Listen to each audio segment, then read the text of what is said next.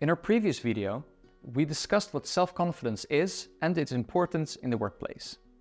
Now, it's time to focus on actionable behaviors and strategies that can help boost your self-confidence and enhance your work performance as a result. The following are important steps to help you get started. First, identify practical goals and implement actionable behaviors. To improve your self-confidence at work, it's essential to identify specific behaviors and strategies that work for you. Rather than making a vague goal like I want to be more confident at work, aim for something more specific, such as I want to confidently and proactively lead team meetings. Once you've set your goal, identify actionable behaviors you can take to achieve that. For instance, you can research professional development programs that will enhance your leadership and presentation skills, and ask for regular feedback from your colleagues on how the meetings are going and what you can do to improve them. If you struggle to find a suitable goal, one way to help you find that goal is by looking at example figures that have a similar style to yours and identify what they do well. Pick one skill that they show and focus on that first. Next, focus on transforming your inner critic into your inner supporter. We all have this inner critic, a voice in our head that expresses criticism, frustration, or disapproval about our actions. It might sound like, "Why didn't you ... or "What's wrong with you?" Although completely eliminating our inner critic isn't realistic, we can take steps to minimize its frequency and intensity. Let's say you had an important presentation that didn't go to plan.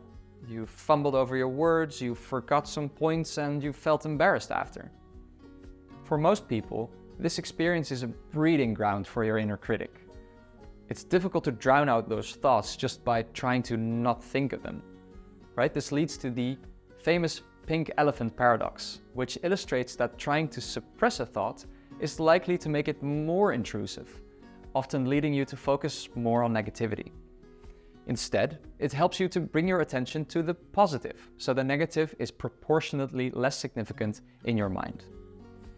One way to start practicing this is to start formulating positive affirmations. Get specific and write them down. For example, you could note, "The presentation didn't go to plan, but I've done great presentations in the past, and I know that my next one will be better. I forgot some words, but I still managed to get my point across. I can email the team with some more notes today. Presentations can be tricky, and public speaking doesn't come naturally to me. However, the more I practice, the better I will become. I will learn from this one, and I'm looking forward to doing improved presentations in the future." The more you practice focusing on your inner supporter with positive affirmations, the better you will become at minimizing your inner critic. Finally, focus on taking action. The writer Dale Carnegie famously said, "Action breeds confidence." If you want to conquer fear, do not sit at home and think about it. Go out and get busy. The same advice can be applied to the workplace.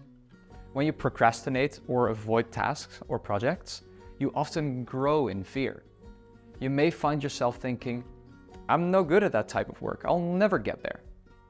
But with continuous practice, you will find yourself feeling more capable and confident than you have ever imagined.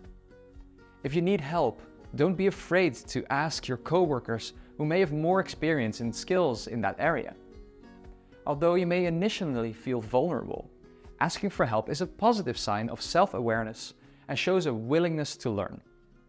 Remember, asking for help gets easier the more you do it.